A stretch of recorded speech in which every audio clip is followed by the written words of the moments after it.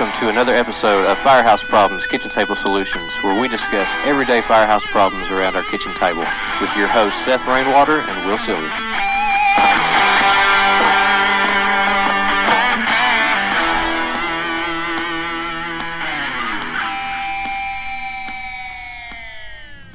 And welcome back to another episode of Firehouse Problems Kitchen Table Solutions with your host Will Sylvie. And I'm Seth Rainwater. What have you been up to, Wilbert? What have I been up to? Been working a little bit, a lot of bit, maybe. So this week we're trying to get ready for, we're leaving on vacation next week. Myself and my wife, and we are meeting up with some friends. You have friends? You have friends? I do have friends. That's cool. I thought I just had one friend in you, but I realized I have Well, you've got a friend in me. But Alex and Rachel Wigley, Alex used to, he was a lieutenant at the fire department here, left, and is now at Hattiesburg Fire Department in Mississippi. We're meeting up with them and going down to Pensacola for the week next week. So awesome. Looking forward to that. That does sound fun. Yeah, I love the Wiggles. Yep. So yeah, that's great. What else have you been doing? You still doing a bunch of home repair? Yeah. Today I've been working on. I'm trying to get my countertops finished. So I'm doing rustic concrete countertops. First time doing it, and I actually really like it. So what is rustic concrete countertops? Well, it's rustic in the sense that it's just concrete. So I'm not staining them. I'm not putting added dyes or pigments to change. Because some people will change it to a white and maybe mix some black swirls in there, and you can make it look like marble.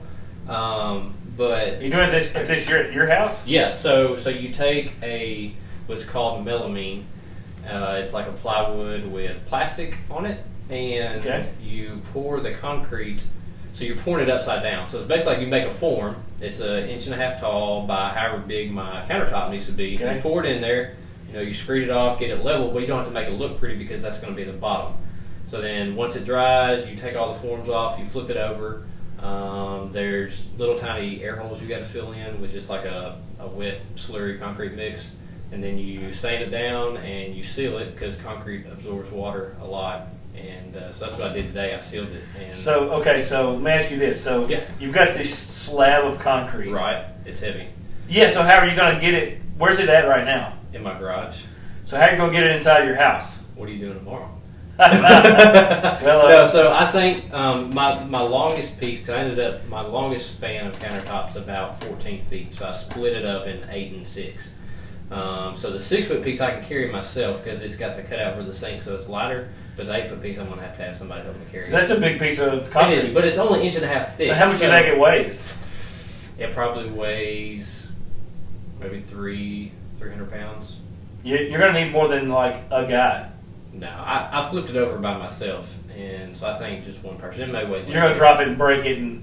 No, please. That's awesome. I can't wait to see this. Yeah, I'll maybe put some pictures on the Facebook page. Yeah, you should definitely do that. Countertops and what I've been up to whenever I get them all finished. But they turned out really good. I think maintenance is going to be pretty easy on them. You just got to be careful about because concrete is absorbent even if you put sealer on it. So like if you spill ketchup all over it, you don't just need to let it sit there all night because it will stain. So you just have to wipe stuff up as you make messes. Will it be smooth? Yes, it's pretty smooth. So I sanded it down. It was smooth from the get-go from those forms because the melamine that you poured on is pretty smooth. So it's. So where'd you learn how to do this? I feel like this is Bob Vila. YouTube. Really? Yeah. We kind of, me and my wife had always had that idea to try that, and we're doing a lot of firsts in this house, just trying different stuff. And that's pretty cool. It cost me about $200 between buying the forms and buying the concrete to do it, and I've got, let's see, 14. I've probably got about 25 linear feet of countertop. And if I went out and bought, a marble or granite, you're looking at thousands of dollars. Oh yeah, no doubt to do that. That's pretty neat. So yeah, it's been a lot of fun. So real quick before we move on, how did you sand it? Like with just paper or did you use sander? I used a paper. You can get like a diamond grit, like a cup sander. You can put it on an angle grinder. Yeah. Those are more expensive, but because I poured it upside down, it was already fairly smooth. And I don't want it to have like a perfect smooth, like a marble finish. I want it. That's where the rustic comes in. I want it to have little imperfections to let people know because then every country cabin's got concrete countertops. It's actually becoming quite popular. Yeah, but it wasn't back then.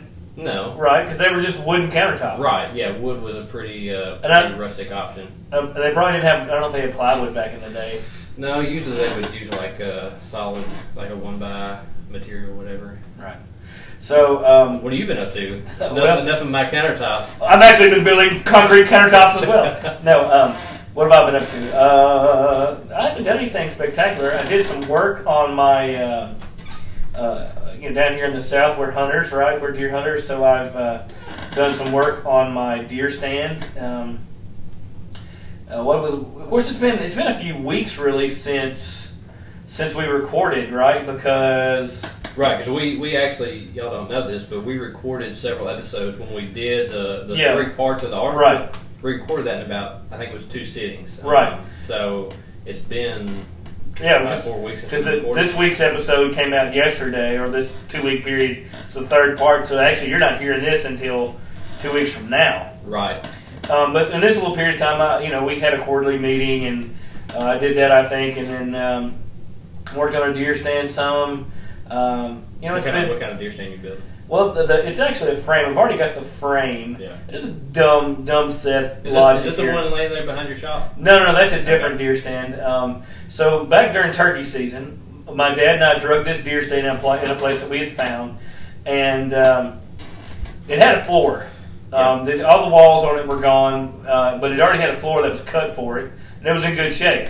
And so when we laid it down to move it, the floor fell out, of course, and I put the floor on the trailer, and we drug it over there, and we took the deer stand out, and we got it stood up, and then we secured it. We leveled it. We dug holes in the ground to level the legs, and it came with these bars that you hammer in there to the ground, and then it braces. Yeah. So we got it totally braced, and then I'm standing there looking at the deer stand, and I turn to look at the trailer and go, dang it, the floor is still on the trailer. And so my dad was like, it's not a big deal. We'll just winch it up there, because it's about a 75 or 80 pound piece of wood. Yeah. And how tall is your deer? 12 foot. Yeah. 12 foot to the floor. That's pretty high up there. So my dad was supposed to help me Sunday, and he ended up having to work. And so after church, I loaded up the kids, and Becky went to night church. I don't go to night church. And so I loaded up the kids and my four-wheeler, and we drove down there, and I had the floor. And so I tied a rope around the floor, and I get up, and there's metal cross members that go across where the floor sits. And so it's pouring down rain, and I'm standing on these metal cross members. That's the start of a bad story. And so at any time I could have slipped, Yeah. And so I tie a rope around it, and I start pulling it up, and it's super heavy, and the dang rope breaks. So the rope breaks. And so then I try to just carry it up this ladder, and it's too heavy. Wrong idea. So I'm standing there, and I go digging in my box of my four-wheeler, and I find I have 2 chains. Mm-hmm. Not the wrapper, but actually 2 chains. Because there's a wrapper in 2 chains. I don't know if you got that joke or not. I didn't get it, but I do get it now. Okay. Isn't he coming to... He's coming to El Dorado. He's coming to El Dorado. It's going to be a music fest. He's replacing Cardi B. Yeah, I probably won't go. So anyway, so I got the 2 chains, and I had a padlock, and I padlocked the 2 chains together. You were MacGyver the crap. And I drilled a hole in the board and hooked the hook of the chain through it. Yeah. And then I pulled it all the way up to the top of this deer stand, and then I get it in there. And then I've got to get back onto the ladder, so because I can't stand in the floor when there is no floor. Right. And I get back on the ladder, and I'm trying to lay it down, and I'm too fat to get the board down, so I have to climb way down the ladder, work above my head to get it down, and then it's all woppy-jawed. And it took probably 45 minutes for me to get this it's situated back in there. Right. But now the floor's in it. I just kind of wrapped it in some burlap because I'm trying to get it ready for muzzle loading season, which is in a couple of weeks. Yeah. So I got to go back. I hung a corn feeder and my camera up. This may be probably the last year for corn in southern Arkansas. They've outlawed corn in northern Arkansas. Yeah. They've got the chronic wasting disease. Yeah. That's a thing with deer here. CWD, chronic wasting disease, they abbreviate it. But they think that they spread because all the deer are eating together at the corn. So they're all going to the corn, they're eating the same corn, they're picking it up, they're spitting it out, and the deer's getting it. Yeah. And so they think that's what's happening with chronic wasting disease. So anyways, so you know what it's time for? It's time for Fire News.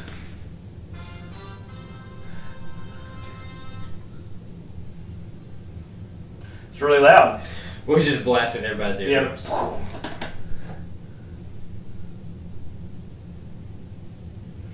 All right, Will. So start us out with some fire news. So this week on Fire News, I don't know if this is the same. No, you got different Fire News. Oh, it's playing in the background again. And Fire News again.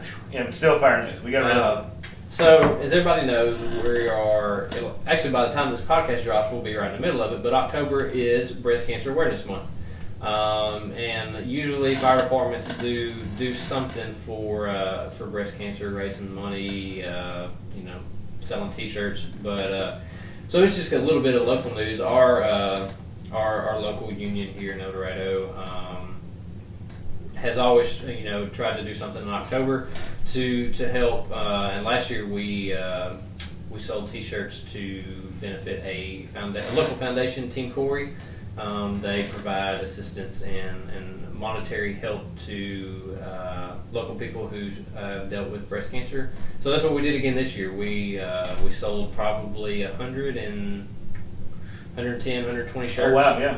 We're going to make probably about $1,300 to give to. That's a lot of money. So yeah, it's been good to do that again this year. It's probably the most we've ever raised for breast cancer. Oh, no doubt, yeah, fundraiser. We probably donated $100 last year. Yeah, something like that. Wasn't much. We sold T-shirts, but we didn't. We sold them trying to be frugal in the cost. Right. And we should have sold them to make money. No, we didn't. Last year we just sold in the fire department. Yeah. This year we were able to branch out a little bit and open it up for other people through some technology and online stores for other people to buy it. So that helped out a lot. So. Well, my fire news, which this week fire news was not brought to you by FireRescue1.com. No, it's actually original fire news this week. That's right. FireRescue1.com, our number one source for fire news. Except today. Except for today. Our fire news today is about the show. I know.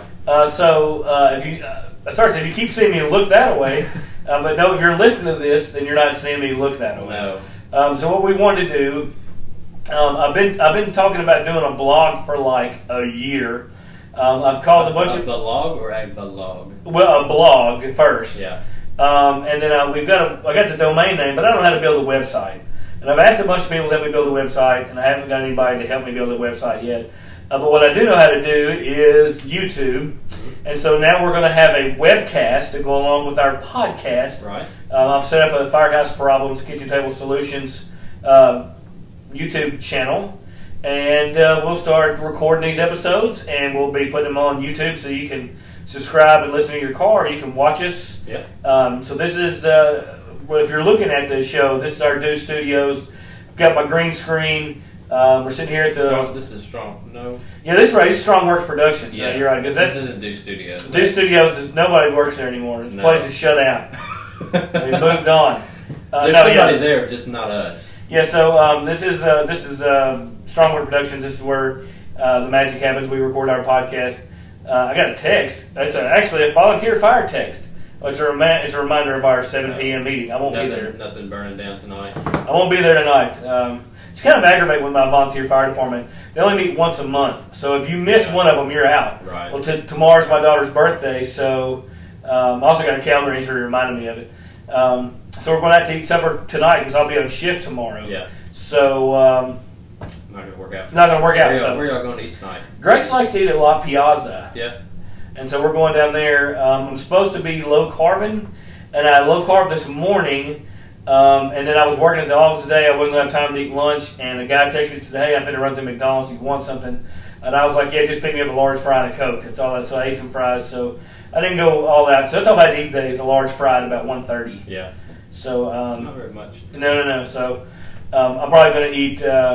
They got some super good bread and tomato basil soup. Yep. But anyways, so check out the podcast on the webcast or however you want to do it. We'll see how it works out. I don't know if anybody's going to give a dang about it. Do you think anybody wants, as few people as listen to us, do you think somebody will actually watch us? Well, there's actually quite a number of people listen to us now. Yeah, that's true. Our listener volume is up. Yeah, we're almost at the 25,000 listen mark. We're looking at around 300 listeners a week now. So maybe 5 of those listeners will actually go to the YouTube channel. That may be true. Or, and what gave me this idea, and I think I mentioned this before, I didn't really know what podcasts were. Yeah. But I started in 2008-ish. This is going to be really around the house when we get back to our actual topic. But Iron Man, the movie, which was the first movie in the Marvel Cinematic Universe. Right. Iron Man 1 came out in 2008. And I was actually watched the trailer on my computer at home or whatever. And then after that, I saw a video. It was a trailer breakdown. I had never heard of such things. And so I watched this video by a YouTube personality named Mr. Sunday Movies. And so Mr. Sunday Movies has this video, and so I watched his video about the Iron Man trailer breakdown. Mm-hmm. And on the end of his video, he says, "Hey, check out our podcast. It's the Weekly Planet. It's the official podcast of comicbookmovies.com or whatever." And so I said, "Hey, I'll check that out." So I started listening to that podcast. So it was kind of the same time when I started listening to that podcast, I also found out about Ric Flair's podcast, which was called Woo Nation. That only lasted about 10 episodes. But anyway, so that's where, and I still listen to the Weekly Planet. In fact, today, the episode I listened to on the way home was their 5-year anniversary. They started in 2013. That's cool. So maybe I'm off on my timeline here, but Mr. Sunday Movies, I started watching his videos, and he used to put a video out every Sunday. That's why he's Mr. Sunday Movies. And it led me to podcasts. Yeah. So I'm kind of thinking maybe we can figure out a way to also have some other content on our YouTube channel. Maybe we do just short little videos, just talking about whatever. So we'll see how it goes. But anyways, it's the first installment of our webcast. I got my iPad. It's recording right now on a green screen app. And you should right here see our Firehouse Problems Kitchen Table Solutions picture on the background. It's pretty high-tech awesomeness. Yeah, maybe so. I don't know. The audio on the webcast may suck. I don't know. Yeah. If it does, we can always, like we were talking about earlier, we can try to sync it up. This audio with the video. Yeah, I'll let you do that. Okay.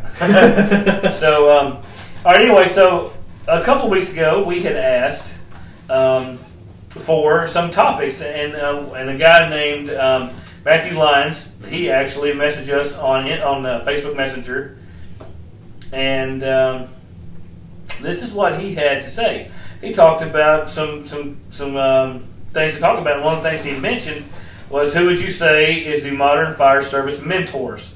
And so Will and I had a little conversation on the phone, and then talked about a little bit more in pre-production about some of the fire service mentors that may be different from fire service mentors in the past. Right.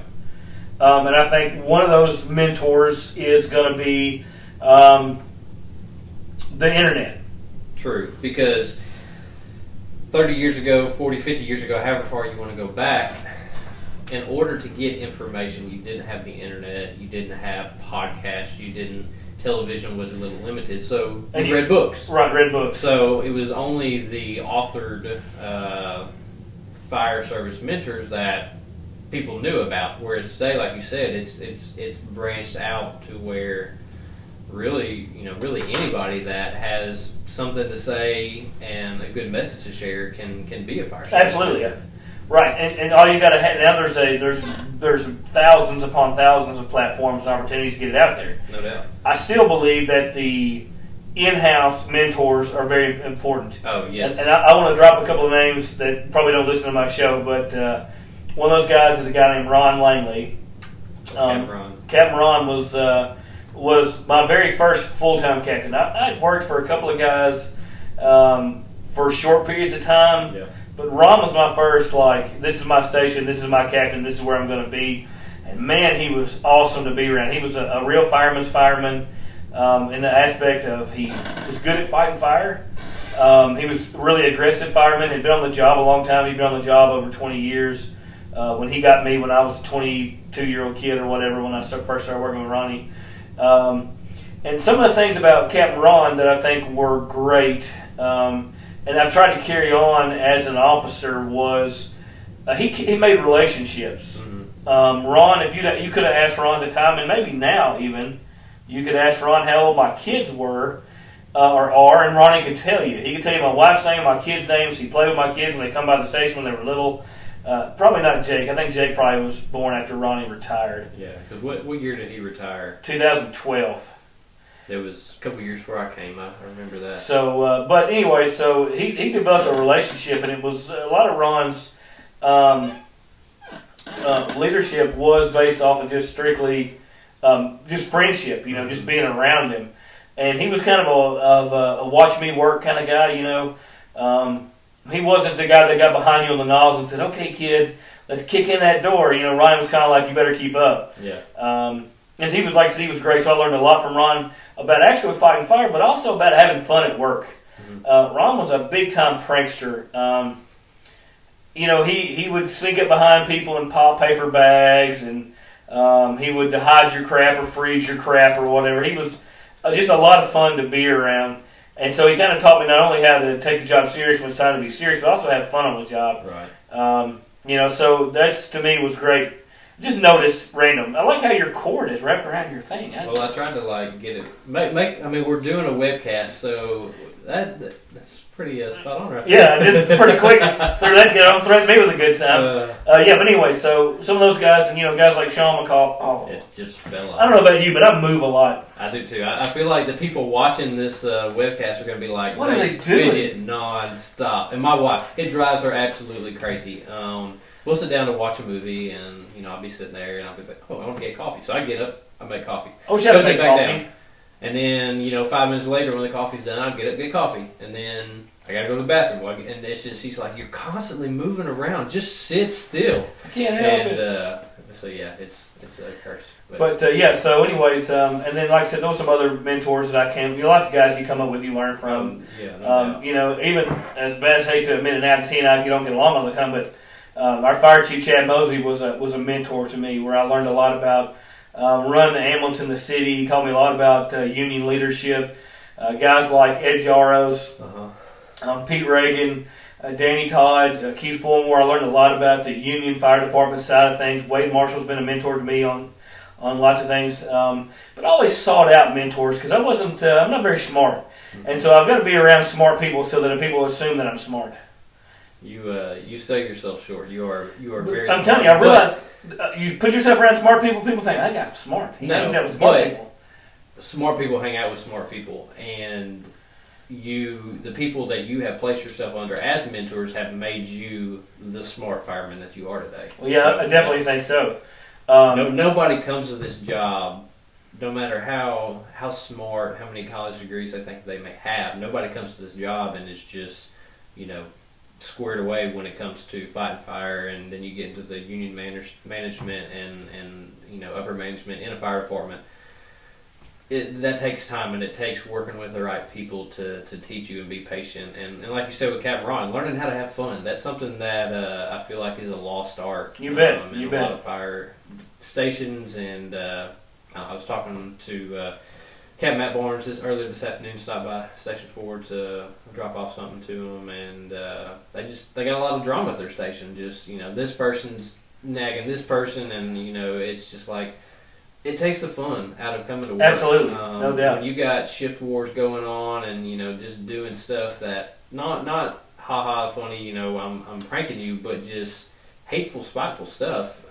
It very much takes the fun out of coming to work. Well, I'll give you an opportunity to judge something I'm thinking about doing right now about trying camaraderie at work. Yeah. So we're doing a shift doing a squirrel hunt. Okay. We're doing that next week. We're pulling our campers to Felsenthal. We're spending the night, get the next day early and squirrel hunting. That'd be fun. And then we're going to come back, and we're going to have a day where we cook the squirrels. Yeah. So the day we cook the squirrels, I'm planning a Madden tournament on the PS4 for my shift. There's a bunch of guys who aren't going to play it. But we're going to do, 3-minute quarters, 12-minute games. We were talking about doing like 2-on-2. We've talked about having it on separate televisions. Right.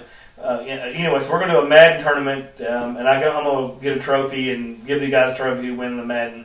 It won't be me, because all I can do is I have to ask Madden whenever he plays. But anyway, so I'm thinking that's just something I'm trying to do to bring the guys together, to make the job fun. Oh yeah, that sounds like a blast. Earlier in the year, it wasn't everybody on our shift, but several from our shift took a trout fishing. You've been on it years prior, but it would have been this year if I wasn't at the international convention. Right. So 5 or 6 of us, go up there and trout fish for a few days and hang out and have some fun. And it's good to build camaraderie as a shift and also as a station. Like we work in mostly stations of 3s. Central usually has a few more people, but those 3 guys, if they just come to work and the captain goes to his bedroom, and the other 2 guys are just sitting there on their phone, and you never talk throughout the day, Right. it's a boring day. You and bet. I've worked with crews that do that. You were never like that when we worked together. No, unfortunately, I'm a busybody. Right. So. We were usually at Central all day long. Hey, this last circle at when I was at the substation before I got promoted, Yeah. I was never there. Right. I made a point to never be there. In fact, That's I was there because- so little that my battalion, she was like, "You never come up here. What's the deal with it?" I was like, "Well, you know, I don't want to be Try there." to handle my stuff and not have Right. to bring problems to you. At the time when I was going up there, it was because I was a union president, and I was union president stuff uptown. Mhm. But So anyway, like for our crew, we get into watching series on Netflix, and we don't just sit around all day and watch Netflix. But in that downtime where we've got that we've been busy running calls all day, hey, we're gonna relax, eat some supper, and we watched Hawaii Five-0. it's a terrible show. No, it is freaking awesome, and it may not be the best of shows, but myself and my captain Winky Temple, like we get into it, and we dig into the characters and what's going to happen next, and it's camaraderie building. Yeah, no doubt. It's having fun at work, so it's very, very important. So as we talked about mentors, who are the fire service mentors of today, and it's one we hear a lot of people complain about Facebook, Instagram, Twitter, whatever, or YouTube, but one of the things it does do is it expands your universe and ability to learn and watch. Oh, no doubt. So there are people that are out there in the fire service community that you never would have known that existed if it wasn't for Facebook. So Will and I talked about some of our what we consider some Facebook. And I apologize if I leave somebody out. If there's here's a great opportunity. If you listen to the show and there's somebody that you think we left out, hey, Yeah, shoot us a line. yeah, we'll be sure to mention it. So also something real quick I'll do that at the end of the show. I'll make a note. But so the first thing I have on here is one of the first things on Facebook that I looked at is a Facebook page called The New Fire Officer, which is managed by a guy named Jason Hubelman. I hope I said his name right. It's Hoevelman. And yeah, Okay. Hubelman. He's a battalion chief. I watched his show a lot, read his Facebook post, and it started out really with just like leadership quotes or snippets or whatever, and I followed that along. And I used to share them a lot on my Facebook page. They come up a lot in memories. For some reason, I don't see it as much anymore. Mm-hmm. And then about a year ago, he released a book called The New Fire Officer. Mm-hmm. And I bought the digital copy of it, so I had it on my iPad. And I'd look at my iPad, show it to you, but my iPad's recording this. But anyways, so The New Fire Officer is a great Facebook page to look at, to get snippets. And now Jason uses that to kind of advertise where he's going. I think he's got a podcast now called the Command Post Podcast. Maybe not. If he listens to the show, maybe he'll call us in and say, hey, quit screwing up my stuff. Yeah. But good on him, The New Fire Officer.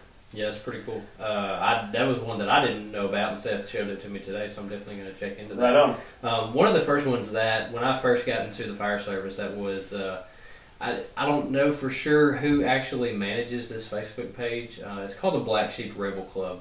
And when most people see that, and they have a little sticker I had on my helmet for a while, but they're like, what's that? Black Sheep, like, what's that got to do? And it's basically being different, standing out from the complacent, everyday, run-of-the-mill firefighter that comes in, puts his 24 hours in, and goes home, and doesn't do anything to better his performance, to better his ability to do the job, and to not be afraid to be different. Or maybe you're the only one in your crew that actually goes out and maybe works out on duty, or does a little bit of just hands-on training. It can be hard as a new guy working with a more complacent captain or a crew commander, but y'all check that out. Black Sheep Rebel Club is Black Sheep Rebel, and you have a sticker right on your helmet.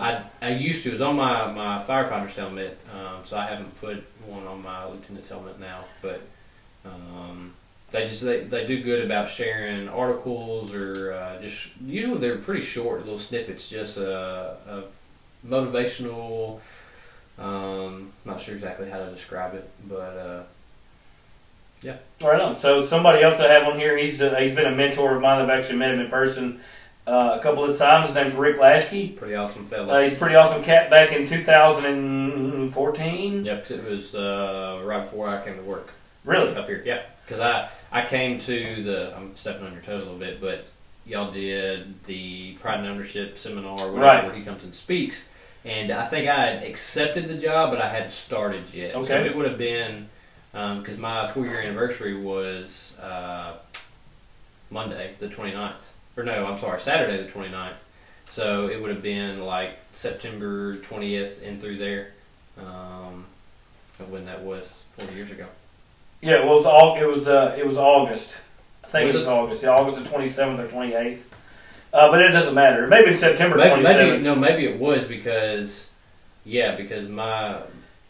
Anyways, we brought in Chief Lasky to talk. And he's got a few books. He's got a Pride and Ownership book, and him, great book. And John Salka, who's a retired battalion chief from FDNY, wrote a book together called 5 Alarm Leadership. You can find anything you want to know about Chief Lasky at prideandownership.com, or you can search him out on Facebook. Yeah, he has a Facebook Pride and Ownership page. Right, and it's great. Chief Lasky's got a long history in the fire service. He was a fire chief at Coeur d'Alene, Idaho, which is Idaho, which is my dream town. I want to live there. Really? Oh man, it's beautiful. If you never looked at it, Google it. It is a beautiful place. Huh.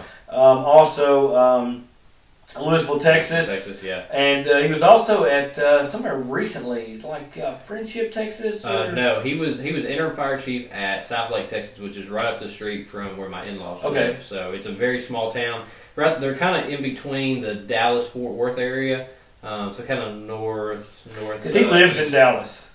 I guess so. Yeah, he lives in Dallas. Anyway, it's a kind of a newer department. South Lake is a town that's growing by leaps and bounds. So they only have like 2 stations and maybe 15 personnel, but they're so close to all the other little cities around them. It's like they just bleed into each other. I mean, you've been to Dallas, and people probably are familiar with it. So yeah, he was interim fire chief at South Lake until they found a new one. And he's a great dude. He's a great mentor of the fire service. And again, it's just an opportunity for you to follow these guys on social media, and so you can have a mentor in the fire service who's got 40 years of experience. Yeah. With a guy you've probably never met, or you may never get a chance to meet.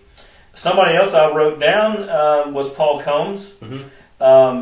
Will, you're pretty familiar with Paul, right? A little bit. Just I follow him on Facebook, and you see a lot of people sometimes use his art. You may not have, like, if you hear the name Paul Combs, you probably don't know who that is, but I guarantee you that if you're on Facebook and you're a firefighter, you've probably seen some of his artwork. Right. We'll share some on our Facebook page so you know who we're talking about. That's something we'll try to do. Is what is going on? Okay. You usually got to put it on silent. Yeah, well, this was random. A kid I went to elementary school with moved off. He's coming to El Dorado for Music Fest. I texted him and said we should get together. I haven't seen him since I was in the 2nd grade. So he was second grade? Yeah, when I was 7 years old. Huh. His name's Quayne Toll. Big shout out to my friend Quayne Toll. Anyways. But Paul Combs, he does the cartoons. They're very cartoony cartoons, but they're always very poignant to the fire service. He has the one that I've seen a lot is he does a lot about PTSD. He does a lot about suicide. He does a lot about fitness and health, and he does a lot of good stories. So a lot of good comics. And then normally, like on his Instagram maybe or his Facebook, he'll have a picture, and then they'll normally do like a little write up of an article about it, and kind of describe where he's coming from. I think he's a great mentor in the fire service. So like I said, we'll share some of this stuff on the Facebook page so you know what we're talking about. But everybody, if you're in the fire service, you've seen his cartoons. Yeah, I'm sure. You used to see them in calendars or in magazines like Fire Engineering or Firehouse. Yeah. But now you see them on social media.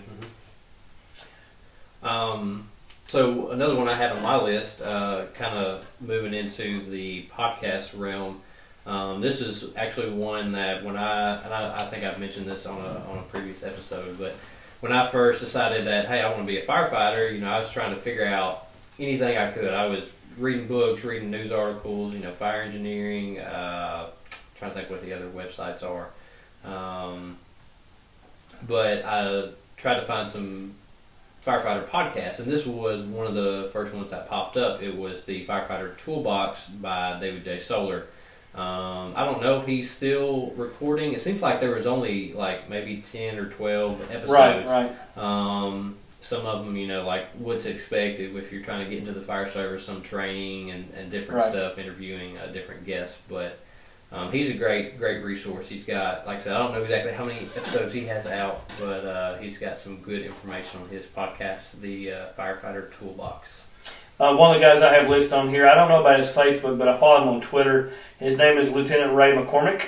Mm-hmm. So I've heard a lot of Ray. He was a keynote speaker at FDIC a few years ago. Ray's a great fire service mentor. If so, you can search him out on Twitter. Look up Lieutenant Ray. I've also got another Facebook page on here that is Stop Believing and Start Knowing, and it's now abbreviated SBSK. Mm-hmm. And I don't know who runs that page, but they do they'll have random videos of fireground scenes. Yeah. And so that's something that you'll see on there where there'll be a fireground scene, and there'll be a video, a helmet cam video or whatever. And so that's one of the things you can pay attention to there is the Facebook page. Those are just some. There's probably thousands. I know there's guys that I'm forgetting. There was a Facebook page I followed for pretty hardcore for a while, a guy out of Virginia, and I can't think of the name of his Facebook page. And in fact, I even sent him a link to our show a long time ago, and he listened to it, said it was good. And to my knowledge, he still listens, and I feel like a jerk because I can't remember his name. He was really big there for a little while, but the algorithm on Facebook is so weird. A lot of times you don't see things you normally or you used to see. Lately it seems like it's all kind of screwed up. But anyways, I wish I could think of whose Facebook page that was. But anyways, there's lots of accounts out there for you to look at and try to find the mentors. So I think that's part of where the mentors are at in the fire service now is that do the social media, Facebook, Instagram, Twitter. I can't speak for Snapchat. I have Snapchat, but I don't know how to use it. Yeah, I don't know how much mentoring can go on. I mean, in 7-second video, I don't know. Maybe. But there's some things on there. And then there's some podcasts out there. Bill mentioned the Firefighter Toolbox. I believe there's one called The Command Post. Fire Engineering has one that they do. I'm going to look at my little podcast app on here and see. And while he's doing that, we want to give a shout out to a fellow podcaster who contacted the show these past weeks. Mike Hatcher has a show called Combustible the Podcast. I haven't gotten on to listen to any of his episodes, but y'all check out his stuff. It looks pretty good. He contacted us to let us know about his podcast, so we want to give a shout out to it. It's Combustible the Podcast. Yeah, the other podcast I have on here was I've listened to the Code 3 podcast. It was okay. Fire Engineering Talk Radio, I've listened to that one before. So those are some good podcasts. And then there is the Headstrong Heroes podcast, which is two guys. I can't remember their names there. Went to the IAFF Political Training Academy. And so they are a podcast you can listen to. I'm actually typing in combustible. I can't spell. B-U-S-T-A-B. No, is it I-B? A-B. A-B-L-E. A-B-L-E. Search. So searching out the Combustible Podcast. I don't know. But I'm sure it's on here because he sent it to me. I got to find it. But anyway, so those are some things you can do to look at for podcasts. Or podcasts or mentors, whatever. If you have somebody that you'd like to share with us that we skip, please let us know. Send us a line on Facebook or send us a message on Twitter or whatever. Slide up into our DMs, as the hip kids say. You ever heard anybody say that? No, I have not. Do you not watch Catfish? No. How do you not watch Catfish? Catfish is my guilty pleasure. I watch Hawaii Five-0.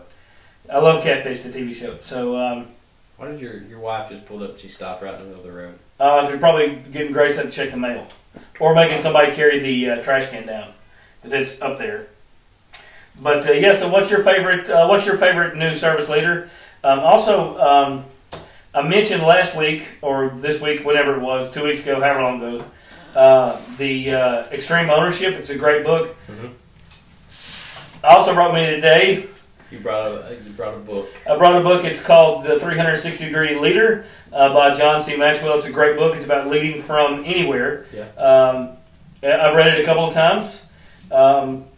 In fact, I actually own this book because I borrowed it from somebody and lost it. And then I bought them a replacement book, and then I found the book. Oh, yeah? That's pretty cool. So anyways, The 360-Degree Leader, I recommend that for reading. You can find it on Amazon, probably. Yeah. Because that's where that one came from. But if you want to get in touch with the show, you can. Well, hold on. Before we go on, there's this other really cool podcast that we need to mention. Okay. It's two very, very fugly guys that sit around and talk about firehouse stuff. It's called Firehouse Problems, Kitchen Table Solutions. That's a clever title. It's a little wordy. It is a little wordy. It's a mouthful, but when you get into the meaning of it and it starts sinking in, Firehouse Problems, Kitchen Table Solutions. Right. I think everybody needs to go check out that podcast. I'll tell you another real quick. You said that, made me think of it. Because I always try to give my international a plug. But go to the IAFF's website or go to the IAFF YouTube channel. They've got lots of videos and sources for leadership there. I think, guys like Edzo Kelly and Harold Shakeberger, those are great fire service mentors. Also, I had a great opportunity one time, and I don't know if I've told this story in the podcast, I won't tell it today, but Mickey Mullane, I only got to spend about an hour and a half with him. He was the District 3 Vice President, and it was one of the most meaningful hour and a half in my entire fire service career. Really? So there are mentors out there, and you just got to search out and find them. Yeah. But like I said, in closing, one last thing before we do that, I guess. Today marks the 1-year anniversary of having Greg Womack on our show. Greg Womack is still the most listened to episode we've ever had. Everybody likes Greg Womack. Now, there's some episodes catching up with him. Our first 2 episodes are almost there. I'd say within the next 2 months, our first 2 episodes are going to pass him. Are they still getting some views? Yes, they still go back. And that's one of the cool things now. I get an update from Buzzsprout. It's our host service. And so they tell me what episodes have been listened to. So it's really random. I get an email that somebody listened to episode 21. Really? So people are finding our podcast and then going back in time and listening to episodes. Well, that's good. I encourage you to do that. Yeah. If you're just now coming on and catching some of these new episodes, there's 85 other episodes that you can go back and listen to now. Right. So be sure to check them out. It's very exciting. And now there's going to be an episode that you can watch. Yeah. You can watch these 2 losers just do a podcast. So when you get bored and have nothing else better to do, you can look at us. Watch us. But if you want to get in touch with the show, you can find us. You can email us at fhkitchentablepod@gmail.com. You can find us on Facebook, FH Kitchen Table Pod, or you go on Twitter at FH Kitchen Table Pod, or on Facebook just search Firehouse Problems, Kitchen Table Solutions. Firehouse Problems, Kitchen Table Solutions. You can find me on Facebook. I'm Seth Rainwater on Facebook, and I'm at Seth Rainwater on Instagram and Twitter. And Will Sylvie on Facebook and Instagram. Add the little 92 to the end of it, and you can find me. You can find the Wilbert. Keep contacting the show. We really appreciate you guys. We do appreciate the input. It lets us know that we're not just sitting here talking to each other. Which I would do if it was you were the only listener. We do this like y'all don't realize how much me and Seth talk. Yeah, we talk 2 or 3 days a week probably. Yeah. For 30 or 45 minutes. We used to talk a lot more when you were still union president and not because we were the A shift boss. But it's because we talked about union business. But yeah, so it's good. Remember that keep your head on a swivel and keep on training. And you are always welcome at this kitchen table.